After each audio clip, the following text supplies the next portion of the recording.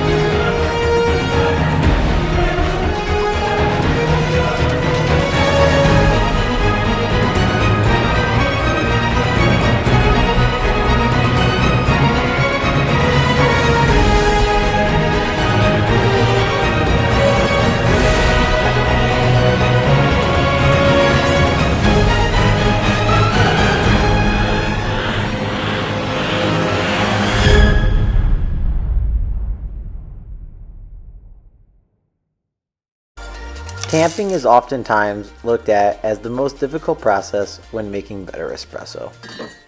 Because there are so many videos and opinions out there on the web, this makes for so much confusion in the coffee community.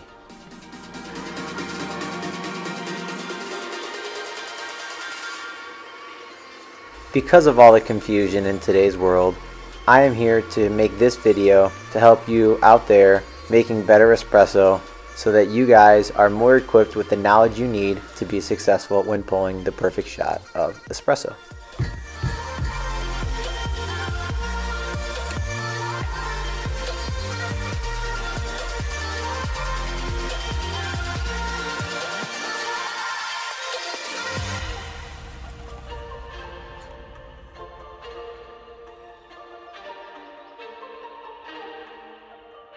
Make sure, before you start tamping, to find the position that's most comfortable to you.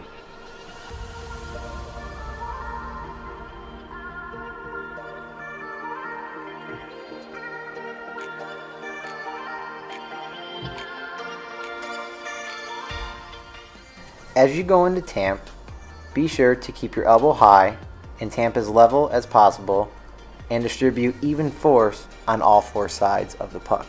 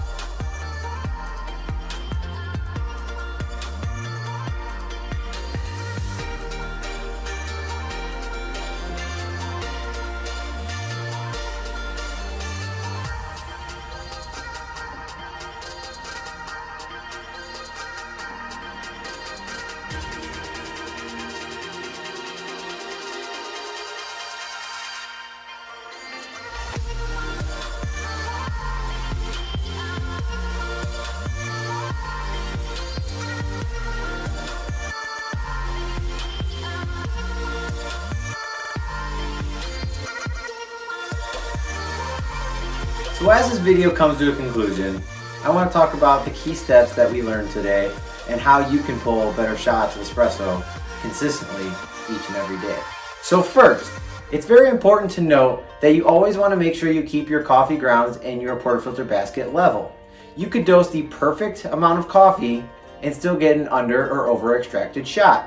When keeping the coffee grounds level, or the puck in the portafilter basket level, this will ensure a nice, clean, and even extracted shot, which is going to lead to a great tasting espresso at the end. So this brings us right into step number 2, a distribution tool. I would say a distribution tool is one of the most important tools to have when pulling shots of espresso from home. So one big thing, you can get these anywhere. This is actually from Crema. It's not as high level as OCD and stuff that you can find. However, I believe they all work fairly good. One big thing to note with the distribution tool, and one key reason why you should own one in your espresso bar, is it has these little notches. And what that does is when this goes into the portafilter basket, it allows even distribution of the coffee grounds inside your puck, which will lead to better tamping and it'll set you up for more success for an even and extracted shot. So this leads us into step number 3. Step number 3, which is extremely important, is to declump your coffee grounds within the portafilter basket. And one big reason that this could be is if you don't have a commercialized grinder or a grinder that is up to par, what can happen sometimes is it doesn't give you a uniform dosing of grounds.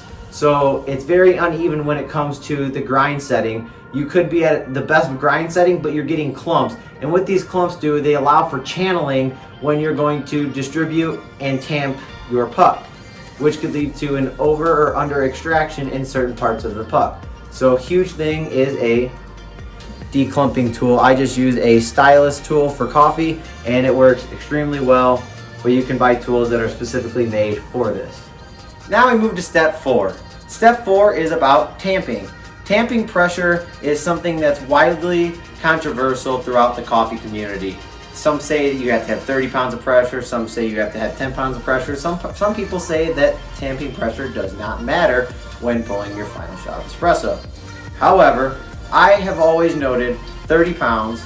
That's kind of something that I've gone by, but I more so go by feel. I don't try to measure how hard or how much pressure I'm putting onto the actual puck. One thing that I've learned that's been helping me and hopefully can help you guys at home is when I take my shot, or when I get ready to prepare my shot of espresso in my puck, I kind of hold my tamper like a doorknob. So I'll put my index finger and my thumb at the very edge of the tamper. So what I will do is I will use this as leverage for when I come down. Some people will put the spouts, which are these right here, and they will lay the spout straight onto the tamping mat while tamping. So I recommend that there's actually, if you own a Breville Barista Express, there's a flat surface here. I recommend that you take that flat surface and you just butt it straight up, and I'll show you guys a close-up here. So the reason I suggest to butt it up to the mat itself on the flat surface is because it's going to allow you to get that leverage, and also it's going to allow you to tamp and make sure that you're getting the most even tamp as possible, which we all know that tamping evenly is extremely important when wanting to pull a perfect shot of espresso. So with that being said, when you go to tamp in your portafilter basket, you want to make sure that when you tamp that you push on all 4 sides. So when you first come down, you want to come straight down into the portafilter basket and make sure it's as level as possible, all sides.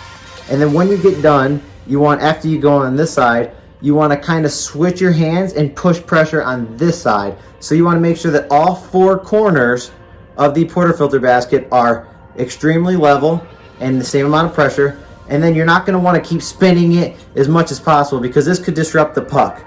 So one thing that you should know is when you finish tamping, it's extremely important at this point, after you push all 4 corners, all you do is polish it off a little bit. So it's just a little half turn and pick straight up.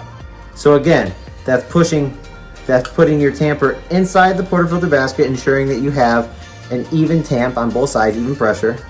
You want to make sure that you push on all four corners evenly to ensure that the puck is level. And you just want to do a little polish, half turn, lift straight up. So when you do this technique, something that you will notice when this is done correctly is that you are going to have a nice and even puck inside of the portafilter basket, which is going to allow for a smoother and even extraction, which is going to lead to better tasting espresso.